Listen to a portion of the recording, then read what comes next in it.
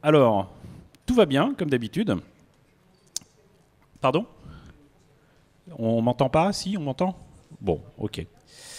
Pendant que je vais essayer de jongler avec la technique, j'ai en profité pour me présenter.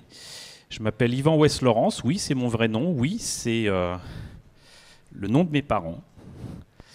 Et dans le domaine, je suis connu comme le loup blanc, mais surtout dans le domaine de l'animation du manga comment dirais-je, des films de science-fiction et fantastique, mais surtout dans le manga et l'animation japonaise, puisque je suis le fondateur et l'ancien rédacteur en chef d'un magazine qui a 27 ans cette année, qui s'appelle Animeland.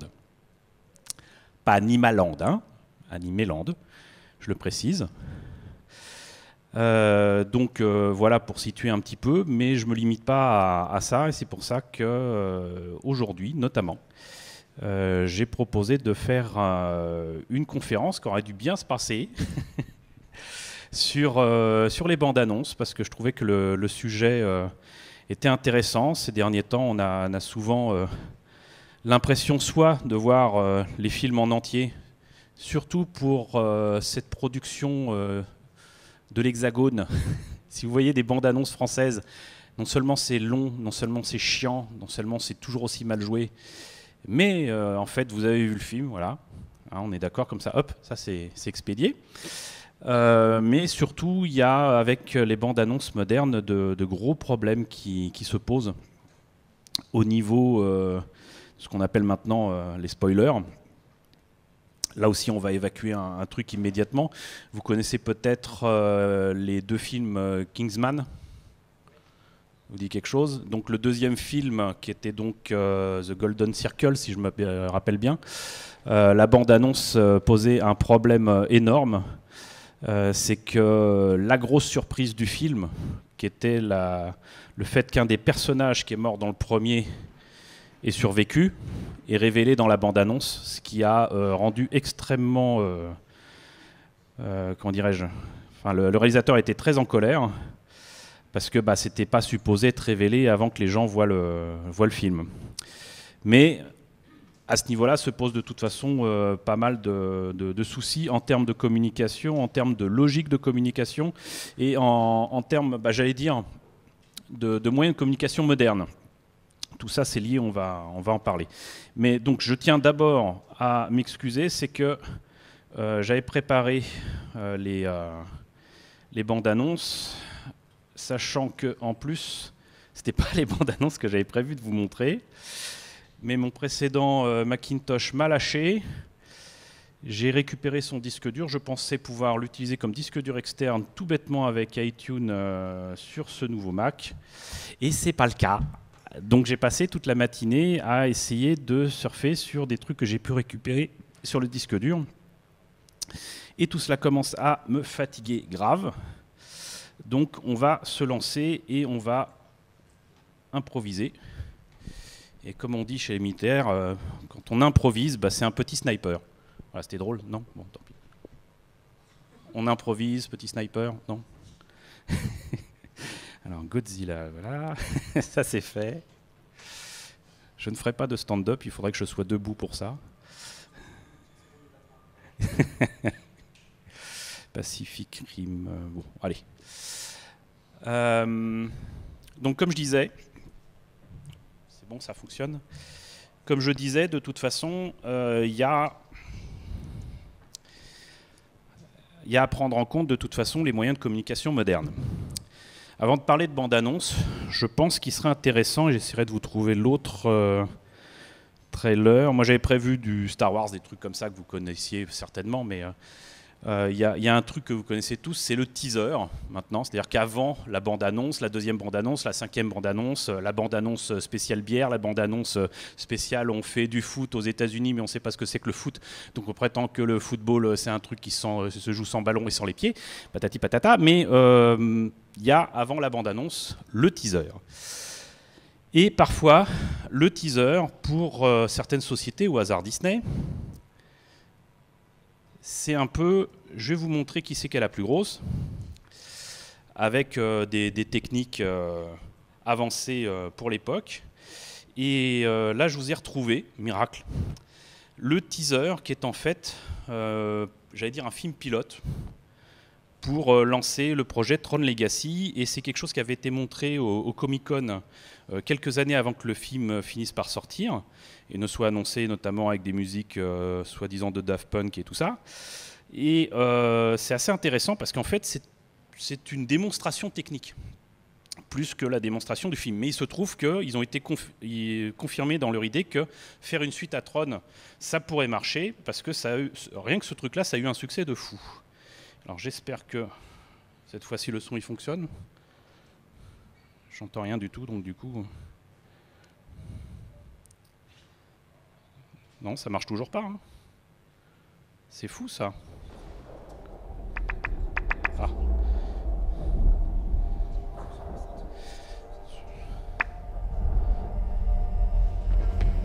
Les lumières dans la salle peut-être... Ah. Vous voyez quelque chose ?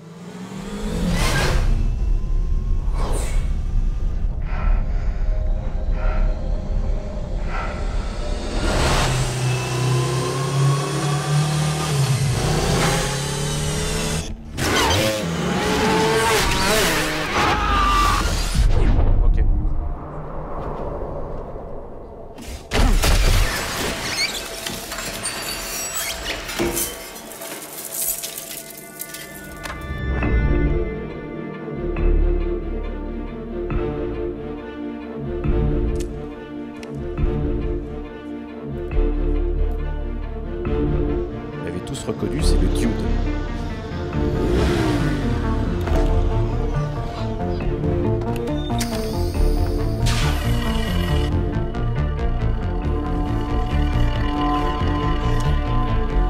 You won, okay? This is just a game.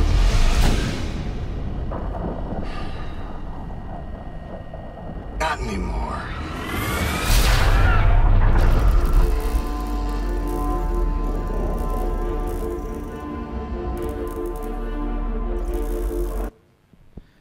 Donc Tron le gâchis, comme vous connaissez. J'insiste sur le gâchis. Alors je suis désolé, avec la lumière alentour, vous n'avez pas pu en profiter. Vous n'avez pas pu en profiter d'autant plus que en fait, c'était une démo qui fonctionne très très bien, non seulement dans le noir, mais avec des lunettes 3D. C'est-à-dire que c'était un film qui a vraiment été vendu pour les cinémas qui commençaient à avoir de la technologie numérique et qui allait fonctionner à fond, d'après la plupart des studios, avec de la 3D. Donc on comprend qu'à l'époque, en tout cas, voir tout ça, ça pouvait sembler, comment dirais-je, plein de promesses. Mais vous aurez remarqué que, bon, là, il n'y a pas le nom du réalisateur, on reconnaît l'acteur et son double numérique plus jeune. On reconnaît plus ou moins le design qui va être gardé pour le film, mais aucune des scènes que vous avez vues là ne sera utilisée dans le film au final. Parce que c'était une démo. Voilà, c'était pour tester. Et souvent, ils font ça. Vous remarquerez que, aux États-Unis, ils croient très fort, et ils ont raison d'ailleurs, sur le fait que les bandes annonces qui sont faites pour la Comic-Con tous les ans, c'est le moyen de communiquer à fond et comment dirais-je, de mettre l'essentiel de l'argent dans cette communication pour pousser les gens à attendre vraiment soit des projets de films, soit des films en particulier. Et puis avec toutes les suites qu'il y a en ce moment, notamment, bon, je pense évidemment aux films de super-héros, Comic-Con, ça s'y prête. Voilà. Mais donc là, il y a des années, voilà, ça, en voyant ça, forcément, on est là, on se dit « Ah ouais, chouette ». Beaucoup plus que sur la même année, ils annonçaient le 4e film des Pirates des Caraïbes. Et bon, je déteste pas le 4e film, La Fontaine de Jouvence, mais voilà, c'est bof. Donc ça, c'est voilà, typique de ce qui se fait maintenant depuis une dizaine d'années. C'est qu'il faut bien comprendre qu'avant les bandes annonces, il y a surtout les teasers. C'est pour vous titiller, c'est vous montrer quelques images, mais ça a débuté déjà il y a bien longtemps, notamment je pense en 99 ou 98, je ne sais plus, quand il y a eu le tout premier teaser de Star Wars 1, bien avant qu'on sache que dedans il y aura un truc ignoble qui s'appelle Jar Jar Binks. C'était une bande-annonce qui était attendue de partout et qui utilisait pour la première fois les moyens d'Internet pour que les gens puissent voir ça rapidement et surtout quand ils voulaient, quoi. Puisque, bon, je le rappelle, il y a une vingtaine d'années, il y a une trentaine d'années, voir des bandes-annonces, c'était où? C'était au cinéma. C'était éventuellement dans des émissions télé qui étaient faites pour ça, dans les journaux télévisés, et puis c'est tout. Voilà. Parfois, dans certains vidéoclubs, on pouvait trouver des VHS avec juste quelques minutes de vidéo. Ça pouvait arriver. Il y avait du matériel de promotion qui était envoyé aux exploitants de cinéma. Mais finalement, c'était le seul moyen de voir ça, c'était au cinéma, avant une autre séance. C'est d'autant plus important à noter que certains films, parfois, certains studios profitaient justement de certains films qui marchaient pour mettre des programmes juste avant, qui rappelaient d'ailleurs quelque part aussi les vieux programmes pour les plus vieux d'entre nous, où on avait un petit dessin animé avant, pour une soirée avec 2 films, etc.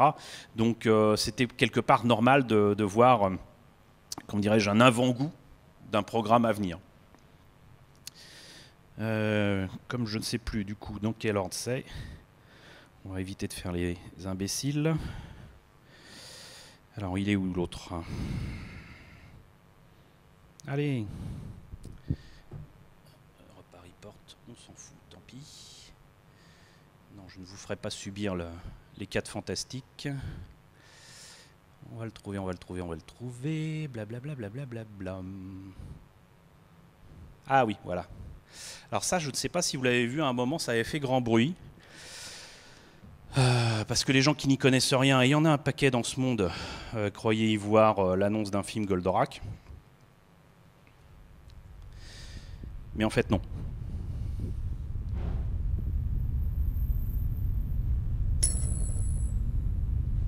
Alors, je suis désolé, là aussi, ça marche bien quand il n'y a pas trop de lumière dans la salle.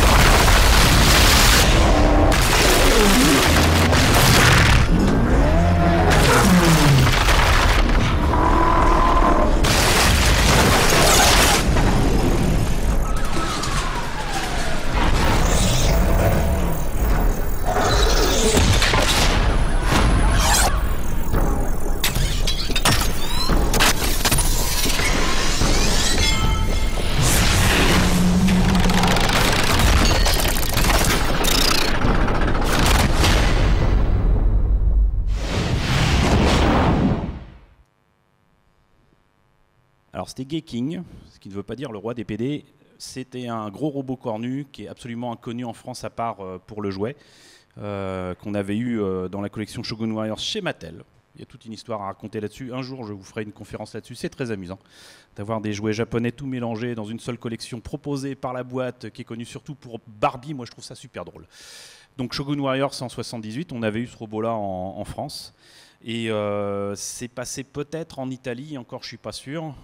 Il n'est pas spécialement connu non plus, même au Japon. Il a eu du succès, mais voilà, c'est vraiment une série typique des années 70. Et là, tout comme Tron Legacy, vous avez, comment dirais-je, une démonstration de ce qu'il est possible de faire éventuellement pour un futur projet de film. Ça n'a jamais vu le jour. Jamais. Déjà parce que ça demande des moyens. Visiblement, ça demande surtout beaucoup de prouesses techniques au niveau des ordinateurs. Et je le rappelle qu'il y a quelques années, les logiciels à acheter sur lesquels travailler et le matériel sur lequel il fallait bosser, c'était pas donné. Voilà, maintenant on en trouve à tous les coins de rue. Limite, j'ai envie de dire que même moi, je peux trouver des disques durs par terre, hein, au milieu de la cambrousse, j'en trouve. Mais oui, j'ai encore trouvé une carte micro SD en plein milieu des Pyrénées de 16 Go qui traînait par terre. Voilà, c'est super. Donc le truc, c'est que ça a pourtant donné des idées.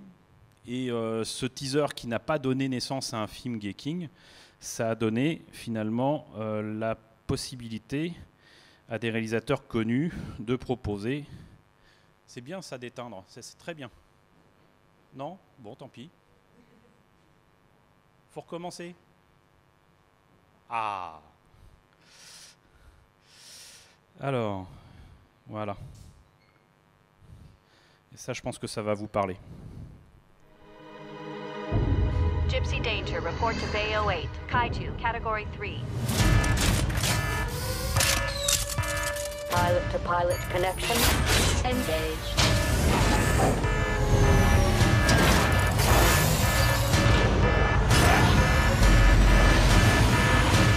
Gentlemen, your orders are to protect the city of 2 million people. Then let's go fishing.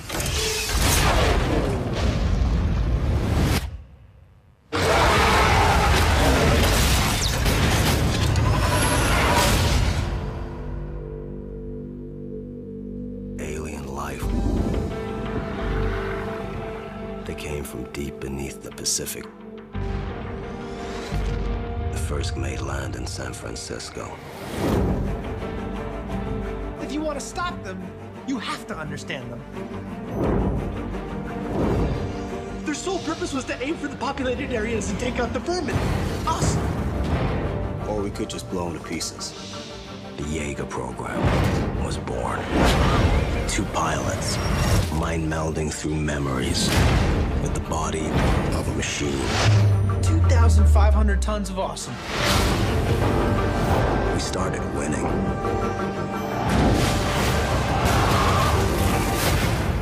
Then it all changed.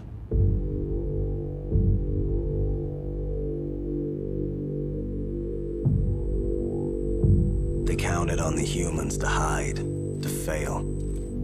They never considered we would rise to the challenge.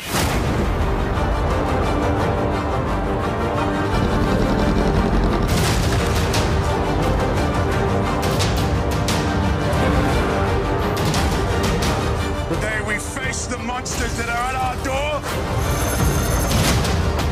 we are canceling the apocalypse!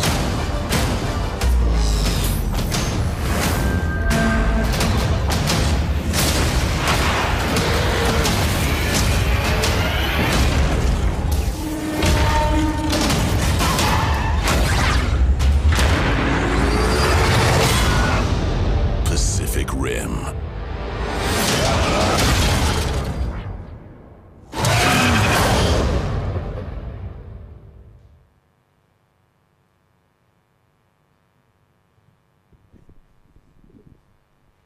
Donc là, on l'aura compris. Encore une fois, on insiste sur le côté, comment dirais-je, impressionnant des images. On prend des morceaux qui bougent bien, et en plus de ça, on rajoute des punchlines, des dialogues qui tuent. Heureusement, là, à quelques images près, quelques scènes près, tout ce que vous avez vu dans la bande-annonce est dans le film. Voilà. Vous remarquerez, on en profitera aussi pour le signaler, c'est que pour les équipes marketing, ce qui importe évidemment, c'est de vous prouver que vous auriez raison d'aller au cinéma pour aller voir le film. Et qu'est-ce qui vous pousse à aller voir le film? C'est non seulement ça remue bien et tout, mais on va insister sur la date. Voilà. Aux États-Unis, par exemple, ils aiment bien insister quand des films sortent le 4 juillet, qui est chez eux une fête nationale, l'équivalent du 14 juillet chez nous. Et c'est les moments de l'année où les films aux États-Unis marche le mieux.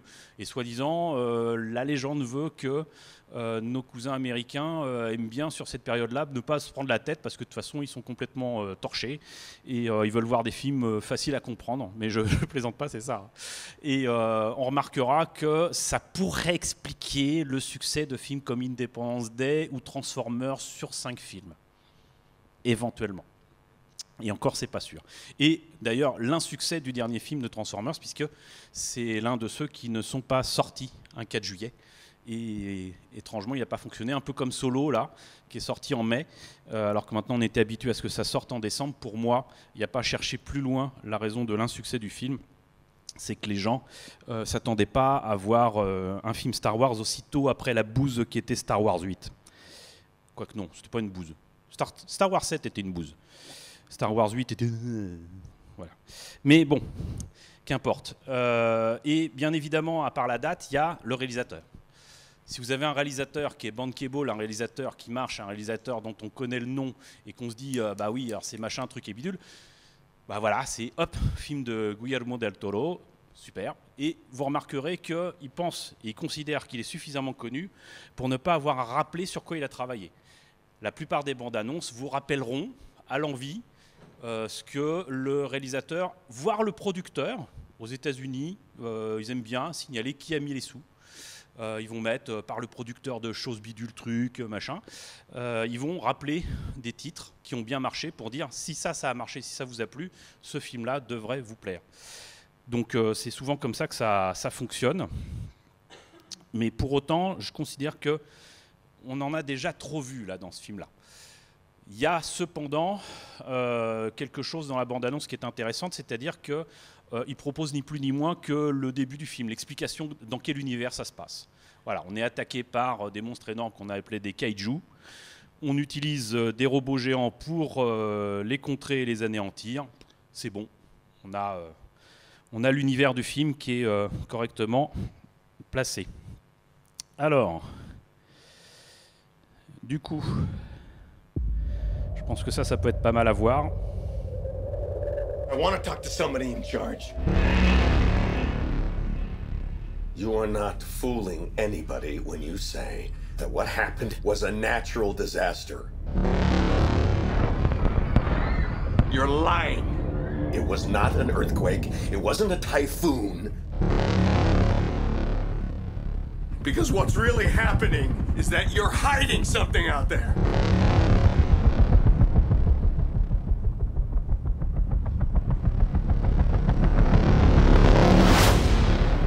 And it is gonna send us back to the Stone Age!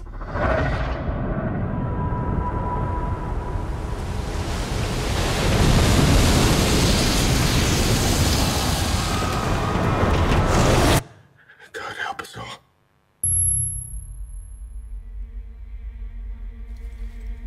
In 1954, we awakened something.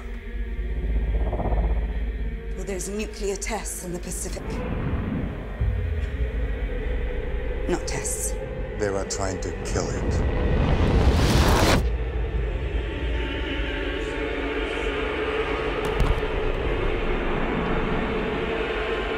You have no idea what's coming.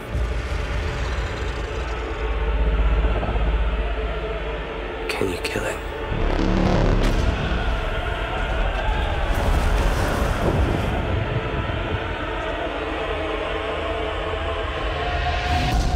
The arrogance of man is thinking nature is in our control.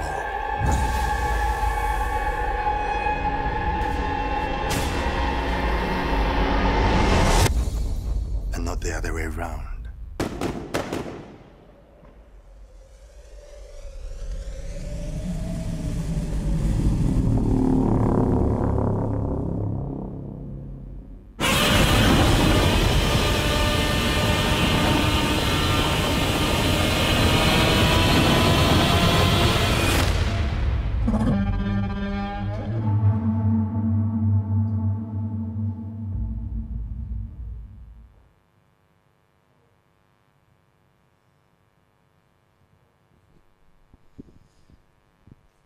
Alors ça vaut pas le teaser où on voyait juste les paras sauter de leur avion pour aller vers cette bonne grosse menace qui est Godzilla, qui est absolument magnifique. Enfin là, très clairement, ils insistent sur le côté, j'allais dire, esthétique du film.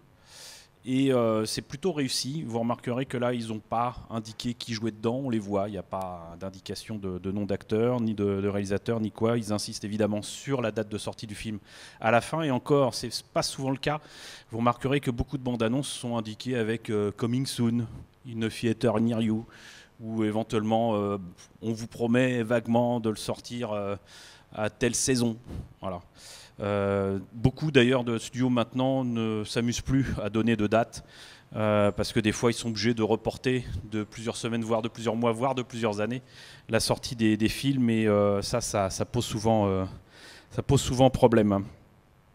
Mais il reste qu'en plus, cette bande-annonce qui se veut être le lancement avec différents films qui exploitent les kaiju, donc les monstres géants à la japonaise, avec des films qui se font suite.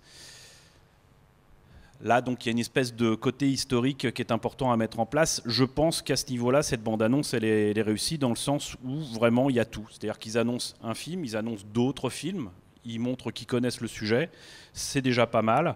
Même si le film n'a pas plu à grand monde, moi je trouve le film réussi, mais la bande-annonce, pour une fois, ne ment pas. On voit pas trop de choses, on voit à peine le Godzilla qui se profile quand on ferme les portes là, et je crois qu'en plus cette scène là elle n'est pas dans le film, mais voilà, ça c'est quand même assez intéressant de voir ce genre de lancement, c'est-à-dire qu'on donne envie aux gens d'en savoir plus, et c'est tout l'intérêt d'une bande-annonce au final. Vous noterez aussi l'utilisation d'une musique un peu stressante qui rappelle un peu 2001. Et là, on a tous les éléments pour pousser les gens à aller voir ce genre de truc. Pour autant, c'est le traitement des kaiju de façon réaliste. Donc c'est quand même un pari assez risqué. Vous avez peut-être vu le deuxième film d'une longue série qui est donc King Kong. Je ne sais pas si on peut dire si c'est réaliste ce truc-là, mais... bon, bref, moi je pense que ça vaut bien les films originaux japonais, mais on verra bien ce que ça donne. Alors on peut continuer sur quoi du coup, pour éviter de passer directement à des choses qui fâchent. Allez, tiens, puisque je suis supposé être un spécialiste de l'animation, un de mes films préférés de Pixar de ces dernières années. Vous êtes-vous déjà demandé ce qui peut bien se passer dans la tête des autres? C'est la rentrée! Je suis trop contente! Riley a au moins 272 raisons de flipper, c'est une catastrophe! Sans parler de cette odeur et de cette crasse! On va passer une belle journée qui deviendra une belle semaine, qui deviendra une belle année, qui deviendra une belle vie! Express yourself! On va faire la liste complète de tout ce qui devra enthousiasmer Riley. Parmi les pires scénarios, on a être interrogé par le professeur. Riley, tu veux bien te présenter en quelques mots? Oh, elle va pas faire ça! Elle va nous interroger! Express yourself! Je suis trop triste pour marcher. Groupe de filles hyper cool à 2 heures. Allons leur parler. Ça va pas la tête, pas question de leur parler. Ce qu'on veut, c'est qu'elles nous aiment. S'enfermer à double tour et hurler le seul gros mot qu'on connaît. Ah, ça donne la fruitade. Vous savez, vous êtes pas obligé de venir à tous mes matchs. On a un énorme problème. Quoi? Tu plaisantes? Je ne veux pas en rater un! Alors là, c'est tout sauf cool. Mais qu'est-ce qui se passe? Hé, tristesse! T'as touché au souvenir? Tu es sûr que ça va? Je sais pas trop. Réparle-le! Laisse-moi lâcher! La mémoire centrale! C'est n'importe quoi! On répond là? T'es en panne, mais pourquoi tu t'es en panne? On est où là? Attends, tu vas te perdre. Sois positive! D'accord, je suis positivement sûre que tu vas te perdre. Comment s'est passé ce premier jour d'école? Bouge, je vais faire joie. Tout s'est bien passé, ok? Je n'aime pas du tout ce genre d'attitude. Respire, on ne s'énerve pas! Accroche-toi!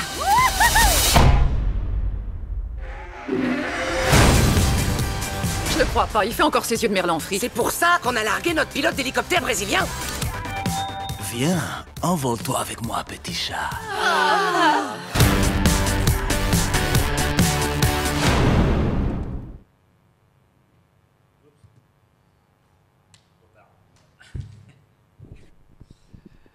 Bon, cette bande-annonce, non seulement elle est cool, elle me rappelle de bons souvenirs aussi face au film, mais elle permet surtout d'insister sur quel est le public qu'on veut toucher avec une bande-annonce. Là, vous aurez compris avec la petite blagounette à la fin qu'a priori, c'est pas des enfants de moins de 10 ans qui vont forcément comprendre le fait qu'une maman se dit finalement, est-ce que j'ai fait le bon choix, je regrette quand même mon pilote brésilien. Et tout, voilà. C'est une bande-annonce qui, j'allais dire, est grand public, qui est représentative en plus maintenant, j'allais dire, du marché du film d'animation qui ne se contente plus de toucher que les enfants, même si c'est pas super officiel. Maintenant, il est quand même plus ou moins reconnu qu'il y ait plusieurs générations de personnes qui sont non seulement adultes, mais qui ont été marquées par, j'allais dire, la nouvelle génération Disney. On va dire qu'à partir de La Petite Sirène en 89, effectivement, il y a quelque chose qui s'est mis en place, qui n'a rien à voir avec les grands classiques de Disney avant. Mais voilà, donc c'est une bande-annonce en plus de Pixar, qui prouve que c'est pas limité aux enfants, c'est pourtant très coloré. Ça va parler de choses pas si évidentes que ça, les voix qu'on a dans la tête, les émotions.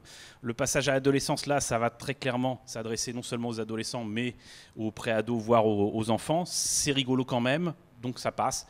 Il y a absolument tout ce qu'il faut pour vous dire ça vous concerne, ça peut vous intéresser, venez voir, ça va être cool. Et ça, c'est bien. Maintenant, je vais vous montrer un exemple, personnellement, de bande-annonce qu'on a vu facilement 1 an et demi avant que le film sorte, qui semblait cool, et j'ai été quand même vachement déçu, et voilà, spoil.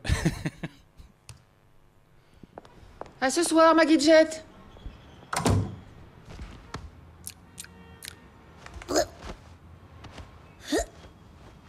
Salut, Max! Salut, Gadget. Tu fais quoi aujourd'hui? Ah, j'ai un programme chargé aujourd'hui. Je vais être hyper booké. Je vais rester assis là à attendre que Cathy revienne. Waouh, dis donc, c'est génial. Bon, bah, je te dérangerai pas. Moi aussi, j'ai une journée trépidante en vue. Et voilà. À tout à l'heure, Chloé. À plus tard, Mel. À ce soir, Sweet Pea. Ciao, Gino. À ce soir, Joyce. À ce soir, tout le monde.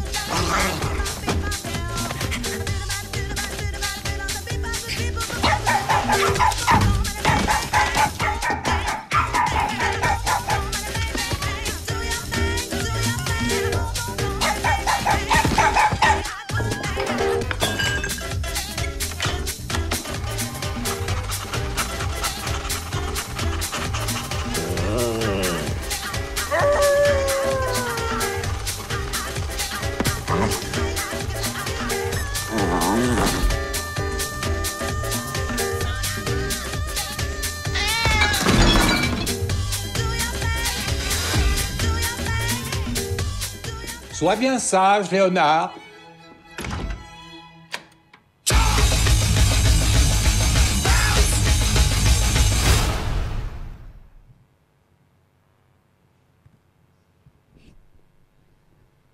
Qui a vu comme des bêtes dans la salle? Bon. Ceux qui ne l'ont pas vu, je ne vais pas vous dire que c'est un mauvais film, c'est juste que la bande-annonce promet quelque chose de sympa. D'ailleurs, quiconque a des animaux de compagnie, on reconnaît nos bébêtes préférées, mais voilà, le truc c'est que bon, la plupart de ces scènes se retrouvent dans le film à quelques exceptions près. J'ai remarqué là à l'instant que la grosse chatounette, il lui manque un élément qu'on voit régulièrement dans le film, à savoir son trou de balle. Parce que je sais pas, les réalisateurs ont décidé que les chats, quand ils se baladent, ils adorent montrer leur cul, j'en sais rien. Mais voilà, c'est quelque chose qu'on ne voit pas dans la bande-annonce, certainement pour pas choquer les familles, mais la bande-annonce ne tient pas ses promesses. Le film, en fait, c'est Toy Story avec des animaux en moins bien, c'est passable, voilà. Quasiment, oui.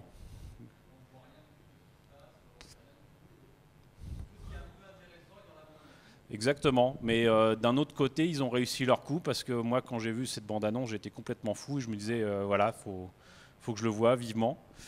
Et...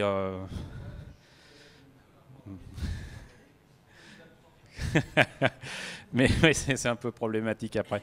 Mais ça, voilà, ça c'est typique de ce genre de bande-annonce, c'est-à-dire qu'on donne envie aux gens d'y aller, mais ça vient tellement tôt ou tard, ça dépend comment on voit les choses, mais on finit par se faire un film, littéralement, avec la bande-annonce, et on ne peut qu'être déçu. Et alors c'est vraiment dommage que ce que je vous avais préparé ne soit pas là avec moi, mais vous voyez, je parlais de Transformers tout à l'heure. Même là, la bande-annonce de Bumblebee me donne envie, alors que j'ai quand même subi, j'insiste sur le terme, subi les 5 films de Transformers. J'allais même dire, je vous envie tous, à moins qu'on ait des professionnels dans la salle. Moi, en tant que professionnel et journaliste, je suis obligé de suivre tout ça, cette actualité, pour me tenir un minimum au courant. Si je pouvais être comme c'est pas méchant ce que je dis, le commun des mortels, aller dans la salle et découvrir un truc tel quel, mais quel plaisir ça serait, quel plaisir. Je vais vous donner un exemple, je parle d'un petit peu de ma vie, mais il y a des années de ça, je suis allé au cinéma et je ne savais pas trop quoi voir. C'était une époque où je m'achetais des cartes pour UGC parce que ça coûtait moins cher. Il fallait absolument que je prenne la dernière place avant une date limite de consommation. Vive UGC.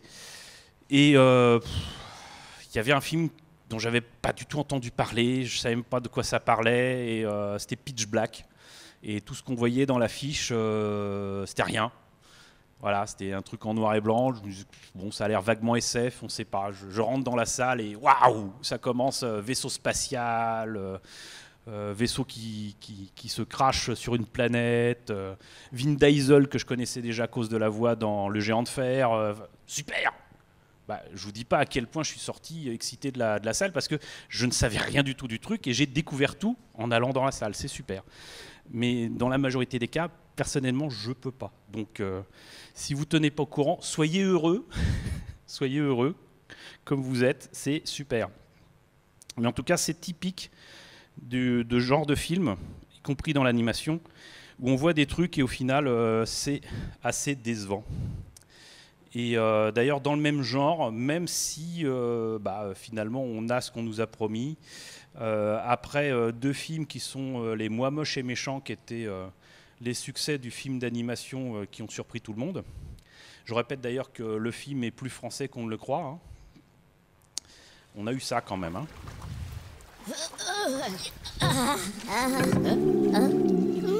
Les Vito Banana Stuart Macareno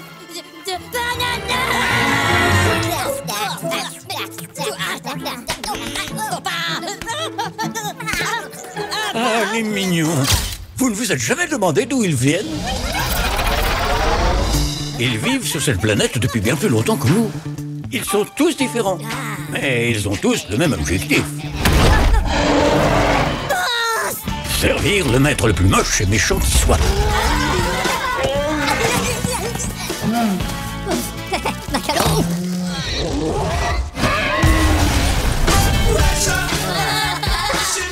Trouver un maître était plutôt simple. La piñata. Mais le garder...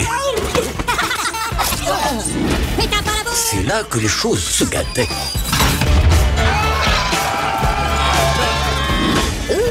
Et non, ce n'était pas facile pour eux.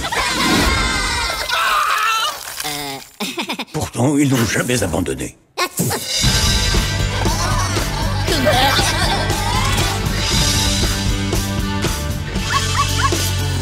Oh, hello, papagena. Tu l'es bella con la papaya. Mesdames et messieurs, Scarlett O'Rourke! Est-ce que l'un de vous n'a jamais rêvé de travailler pour le plus grand super méchant de tous les temps? Appelle! Je t'aime, Scarlett! Quoi? Voici les nouvelles recrues.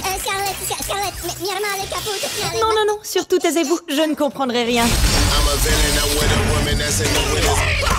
Vous savez qui c'est? La cucaracha? Ça, c'est la reine Elisabeth. Et je veux vraiment, vraiment, vraiment sa couronne. Vous êtes venu pour la couronne de la reine, c'est ça? Il vous faudra passer sur le corps du gardien de la couronne. Je veux...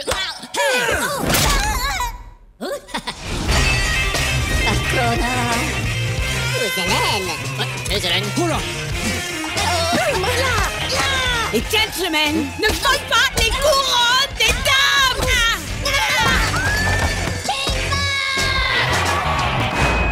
Bande de petits traîtres.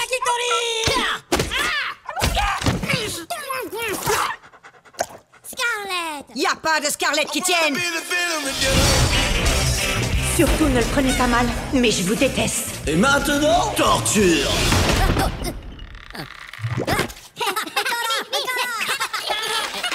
Non, les gars, arrêtez, c'est vraiment pas professionnel.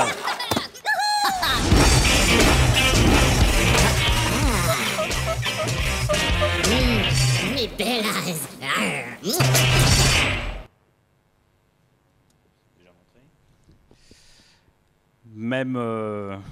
Même indication que comme des bêtes, hein. C'est-à-dire que bon là par contre on a quasiment vu tout le film, mais est-ce que c'est vraiment le but avoué du studio de vous proposer quelque chose de vraiment nouveau? Non, c'est d'user ce qui a marché jusqu'à la corde, hein. Et ils auraient tort de s'en priver si ça fonctionne, mais voilà, ça apporte pas grand chose. Qu'est-ce que je pourrais vous montrer? Non, bah Harlock, finalement, on va éviter. Hôtel Transylvanie 2, non. Là, le 3, à la limite, ça aurait pu être drôle, mais... Je cherche le grand amour.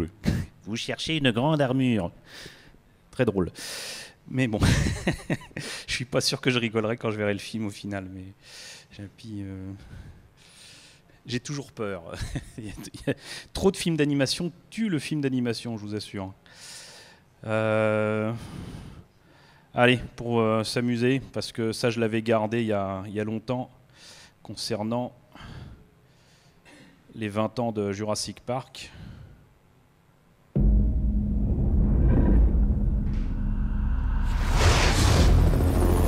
I own an island off the coast of Costa Rica.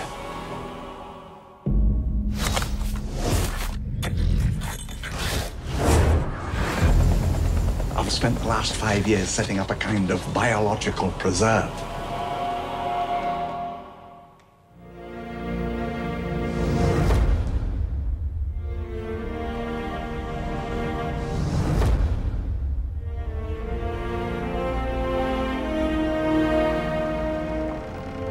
What do they got in there, King Kong?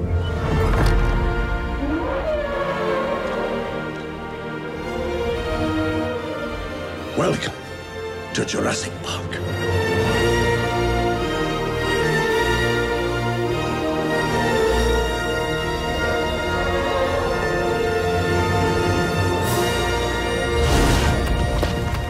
Dinosaurs and man, two species separated by 65 million years of evolution. How can we possibly have the slightest idea You feel that? of what to expect?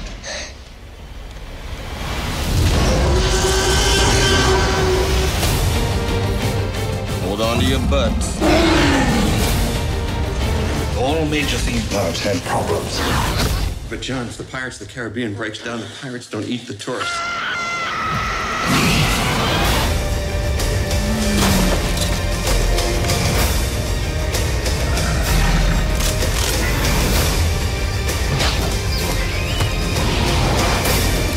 Don't move.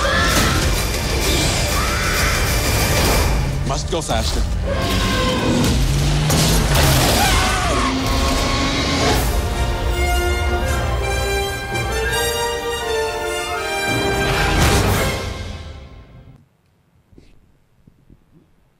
Alors ça c'était spécial puisque c'était pour l'anniversaire des 20 ans du film. C'était l'occasion pour Spielberg de reproposer le film dans une version, comment dirais-je, non seulement remaniée, mais remasterisé. C'est quelque chose qui échappe à beaucoup de gens maintenant qu'on vit à l'ère du numérique. Mais si certains films ont été faits sur pellicule, il y a intérêt pour éviter de les perdre, non seulement de les numériser, mais éventuellement de les retravailler. C'est l'occasion éventuellement de refaire un petit montage, de s'assurer que, contrairement au dernier film de Star Wars Solo, la lumière et la colorimétrie soient respectées. Des petites choses comme ça. C'est ce qu'avait fait George Lucas au milieu des années 90 avec la ressortie de la trilogie originale. Et ça visait tout simplement le fait que les films qu'il avait fait garder dans des mines de sel pour éviter que ça soit trop abîmé, que ça soit gardé soi-disant des dizaines d'années, voire des centaines d'années, il a découvert que ça commençait à devenir assez... comment dirais-je, problématique au niveau de cette conservation, mais en plus de ça, il avait envie de revoir certaines scènes et de les remanier, et ça a donné des trucs sympas et d'autres beaucoup moins. Mais là, c'était la période où il fallait tout ressortir en 3D. Voilà. Alors, quoi de mieux que de profiter d'un anniversaire comme les 20 ans de Jurassic Park, qui est sorti, comme vous le savez, en 1993. Et ils ont fait la même chose aussi sur le premier film de la prélogie de Star Wars. Il me semble que c'était aussi... c'est pas les 20 ans, logiquement, je sais plus. C'était il y a quelques années qu'ils ont sorti ça, je crois que c'était en 2013, 2014. Le premier Star Wars en 3D. Il me semble que c'est 2013 ou 2014. Bon, on s'en fout. Donc voilà, fallait sortir tout un tas de films en 3D parce qu'il faut fournir des films en 3D au cinéma, sans quoi ça ne justifie pas le matériel qui leur a coûté si cher. D'ailleurs, c'est la raison pour laquelle beaucoup de films ces derniers temps, non seulement sont des grosses bouses, mais font intervenir beaucoup de pays, et notamment nos amis chinois. Vous aurez remarqué qu'Independence Day, qui est pire qu'une grosse bouse, je veux dire, il y a la grosse bouse de Triceratops, et puis au-delà, voilà, vous avez une montagne de merde. Independence Day, ça se situe à peu près là. À peu près 2500 mètres. Voilà. Et ils mettent de l'argent parce que tout simplement, il leur faut des films, et tant qu'à faire, ça leur coûte pas plus cher de donner de l'argent aux Américains pour avoir des blockbusters américains et les fournir à leurs milliers de cinémas ultra-modernes qui veulent des films en 3D que de les faire eux-mêmes.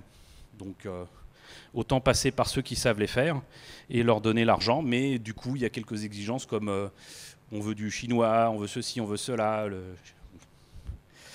Et ça vous donne aussi des trucs assez bizarres dans Iron Man, dans Independence Day, et dernièrement, c'était quoi déjà? Je sais plus. Eh ben oui, c'est Star Wars 8, hein. Mine de rien. Voilà, pas de polémique, mais quand même. Bref. Donc là, c'est particulier, on surfe sur quelque chose qui est déjà connu, qui a déjà eu du succès, mais il faut donner envie aux gens de le revoir. Donc même si ça ne se voyait pas et qu'à la fin, le morceau musical qu'ils ont choisi était particulièrement nul, ils insistaient sur des scènes qu'il fallait voir d'ailleurs avec les lunettes 3D. Et voilà, c'était redécouvrir le film en 3D. Et pour Jurassic Park et un autre film, qui est cette fois-ci de James Cameron, qui est Titanic, qui était en plus proposé en version longue, la version 3D méritait le coup d'œil, sans mauvais jeu de mots. Je plaisante pas, hein. Si ce n'est que Titanic a un gros défaut, surtout en 3D, c'est qu'avec la version longue, en plus, on a encore plus envie d'aller aux toilettes que d'habitude. Je plaisante pas, c'est un gros problème. On approche des 3 heures de film, on est là, on aime bien et tout, mais qu'est-ce que je fais? Voilà, donc n'oubliez pas d'utiliser la méthode du cycliste. Pour ce genre de truc, c'est pas très civilisé, mais c'est efficace. On approche mine de rien de la fin, donc j'hésite beaucoup à vous montrer d'autres bandes annonces pas trop longues. Qu'est-ce qu'il y aurait de sympa à vous montrer, de symptomatique de tout ça avant de conclure? Il y en a marre des super-héros, non? Eh ben tant pis.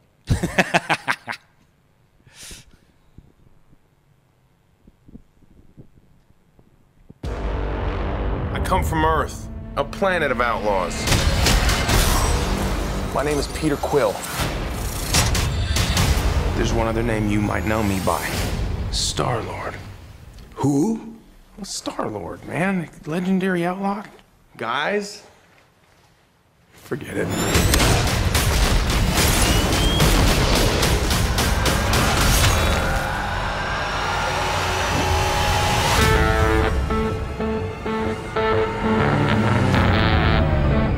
So here we are. A thief, 2 thugs, an assassin, and a maniac. But we're not gonna stand by as evil wipes out the galaxy. I guess we're stuck together. Partners. Are you telling me the fate of 12 billion people is in the hands of these criminals? Oh, yeah.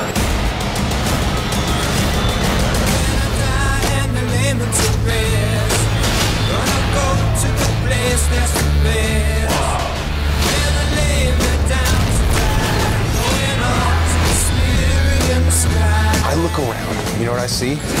Losers. But life's giving us a chance. To do what? Something good, something bad, a bit of both. Oh, what the hell? I don't got that long a lifespan anyway.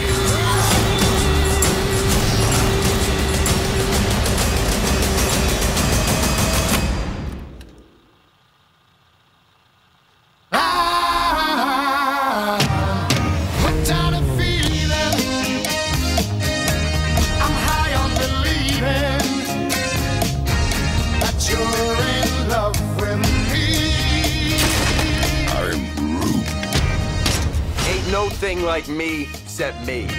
They call themselves the Guardians of the Galaxy.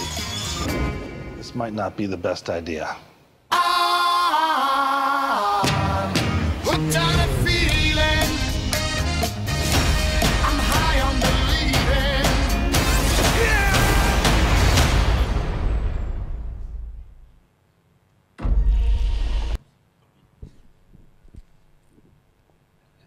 Donc, pourquoi ce choix de bande-annonce que j'ai retrouvé tout à fait par hasard sur mon disque dur devenu externe? C'est tout simplement que là, non seulement le film respecte ses promesses qu'il a fait dans les bandes-annonces et les teasers, il y a une bande sonore de fou, en tout cas dans le premier film. Ça rappelle de bons souvenirs pour ceux qui ont vécu ça. Ça peut mener des personnes qui sont habituées à Jules vers une musique de qualité. Mais en plus de ça, ça donne le ton du film. Ça fonctionne. Et vous aurez noté qu'à la fin, après toutes les images qu'on a vues, tous les personnages qui sont la plupart du temps grimés, maquillés, on ne reconnaît pas... c'est Karine Gillian, je crois, celle qui joue dans Doctor Who, qui fait Amy Pond, je crois. Enfin bon, elle est dedans, mais on la reconnaît pas, quoi. Je veux dire, elle est tellement maquillée que c'est pas possible de la reconnaître. Mais vous aurez noté qu'ils ont mis quand même tout un tas de noms qui sont bankable. Même si ça peut sembler ridicule, Dave Bautista, ceux qui aiment le catch, ils connaissent. Voilà, Chris Pratt, ils connaissent un petit peu aussi. Enfin, voilà, ils n'ont pas insisté sur le réalisateur qui a pourtant fait des trucs sympas avant, dont un film qui parodiait les films de super-héros qui s'appelait Super, mais aussi un film, je crois, dont le titre français est complètement nul, qui s'appelle Horribilis, mais il est très bien. Horribilis, si vous avez la possibilité de le voir, c'est assez sympa. Mais voilà, c'est un film qui, non seulement est sympa, mais la bande-annonce, ils ont joué sur le côté justement fun, c'est-à-dire qu'ils ont compris le film. Malheureusement, je n'ai pas retrouvé les bandes-annonces que je voulais vous montrer, où ça prouvait, encore une fois, que les studios non seulement n'avaient pas compris le réalisateur, le film ou le sujet, mais il y aurait beaucoup à dire. De toute façon, vous avez qu'à aller au cinéma ou regarder sur les chaînes officielles d'Universal, de Warner, de Marvel, Disney, machin, tout ça, pour vous en convaincre. Maintenant, c'est bande-annonce sur bande-annonce. C'est la bande-annonce spéciale où il y a genre 1 seconde et demie de plus par rapport à l'autre bande-annonce. Enfin, on n'en sort plus. Et je ne vais pas dire que c'est ma conclusion de la conférence, mais encore une fois, j'insiste bien là-dessus, c'est que trop de bande-annonce tue la bande-annonce, mais surtout, bien trop souvent, tue l'intérêt des films. Par exemple, j'aurais bien aimé vous montrer la bande-annonce du 2e film Amazing Spider-Man, qui pour moi est certainement la bande-annonce la plus frustrante que j'ai vue ces dernières années, puisque vous avez vu tous les films de Spider-Man, Amazing Spider-Man 2. Bah, la bande-annonce, les dernières images de la bande-annonce, c'est la fin du film. Voilà, avec le rhino. Voilà, et ils insistent bien là-dessus, c'est-à-dire qu'on voit que ça, on voit le rhino, donc c'est une armure, le mec il a une armure en forme de rhino, et pendant tout le film, je me suis dit quand est-ce qu'on va voir le rhino? On voit pas le rhino, puis il se passe ce qui se passe dans le film, et puis à la toute fin, c'est il balance une plaque d'égout avec sa toile d'araignée vers le rhino et cut, exactement comme dans la bande. Non. Tout simplement non, parce qu'en fait, quand on voit les bandes annonces et comme moi, on est obligé non seulement de les mémoriser, mais de se renseigner un petit peu dessus. On attend des choses, on passe son temps à attendre dans le film ces choses-là et on les a pas. Et c'est encore plus frustrant par rapport à une bande annonce que là aussi j'ai pas pu vous montrer, mais vous avez tous vu Rogue One, j'espère. Si ce n'est pas le cas, je vous le conseille. Maintenant, par contre, les bandes annonces étaient encore plus frustrantes parce que c'est bien simple. Rares sont les bandes annonces de Rogue One. En tout cas, les premières, aucune des scènes des bandes annonces ne sont dans le film. Pire que ça, il y a des personnages qui sont dedans mais qui sont finalement pas là. Enfin, ils ont tellement changé le film que les bandes annonces ne riment plus à rien. Et je vais relier ça peut-être à un éventuel sujet que je proposerai à Sébastien, on verra. Mais c'est à ce point compliqué avec les bandes annonces, les coins marketing et tout ça des studios, que même au niveau des produits dérivés, comme ils ont trop peur des fuites qui pourraient arriver avec les produits dérivés qui sont présentés forcément des mois à l'avance aux professionnels pour pouvoir prévoir de les vendre dans leur lieu de vente, que ce soit Toys R Us ou Grande Récré, bientôt on n'aura plus rien de tout ça. Vous avez des jouets ou des maquettes qui sortent qui n'ont rien à voir avec ce qu'il y a dans le film. Par exemple, dans Star Wars 7 et Star Wars 8, surtout dans Star Wars 7, vous avez des vaisseaux qui ressemblent pour moi à des caisses à savon, notamment la barge de débarquement du First Order. Mais à un moment, rappelez-vous, dans le film, avant la disparition de ce cher Solo, ils vont quand même dans ce coin-là en passant par l'extérieur de la planète, donc Starkiller, et il y a de la neige. Pendant des mois, on a eu de la communication autour des snowtroopers, des engins qu'ils utilisaient, donc des caisses à savon pour moi. Les jouets, il y en avait partout, et au final, les snowtroopers, on doit les voir une demi-seconde dans le film, et le véhicule, on ne le voit pas. Du tout. Voilà, c'en est à ce point-là. C'est-à-dire qu'ils changent tellement souvent les films à la dernière minute que ça rime à rien. Et c'est gênant même en France parce que maintenant, vous êtes habitués à ça, mais nous au moins, enfin nous, moi, grand dinosaure du XXe siècle, on était habitués en France à avoir les films un an après les États-Unis. Et c'était normal parce qu'il fallait le temps d'avoir les bandes 35, de faire le doublage, de faire la distribution au cinéma. Donc très souvent, c'était un an après.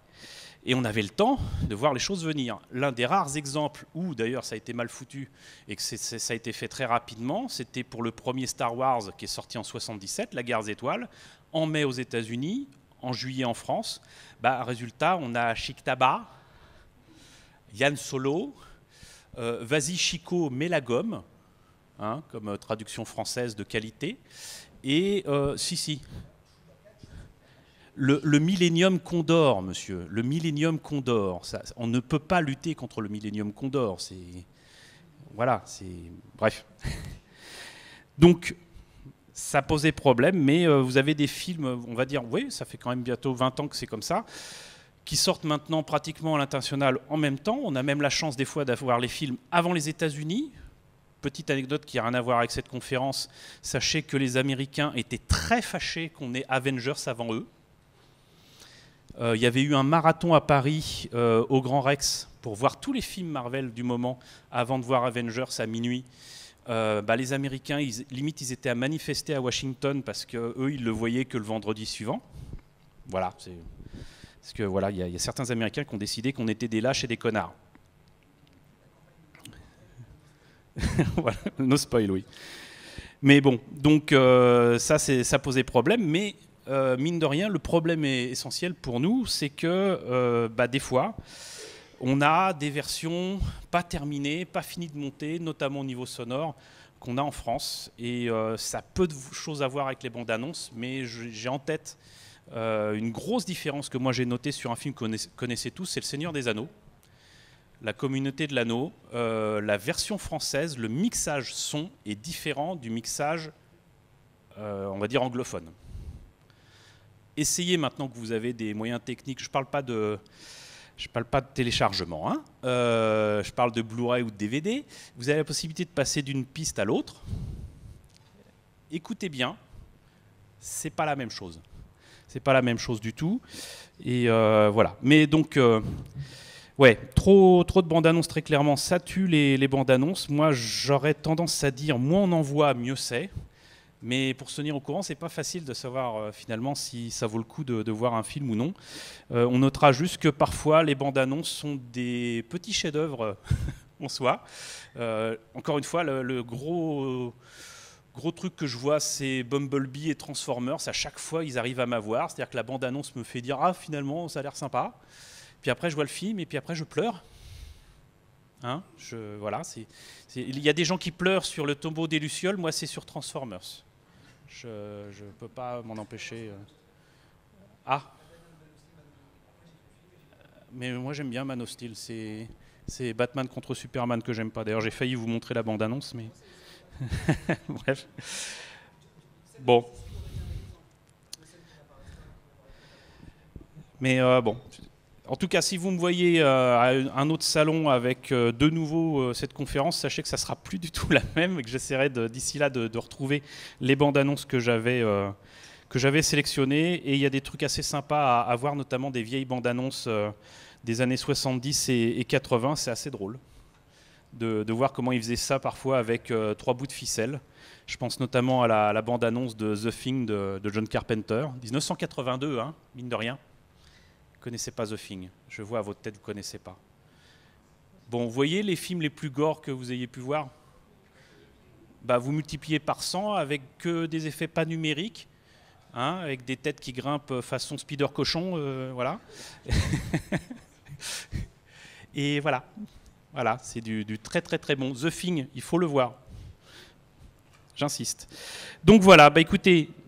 Malgré les petits soucis techniques, j'espère que ça vous aura intéressé. N'hésitez pas à venir demain à mon autre conférence qui concernera cette fois-ci l'épopée des films fantastiques.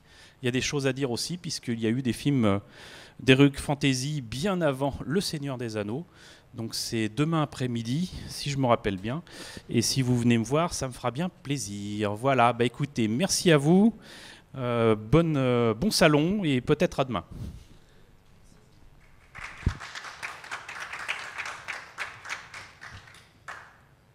The Thing, hein.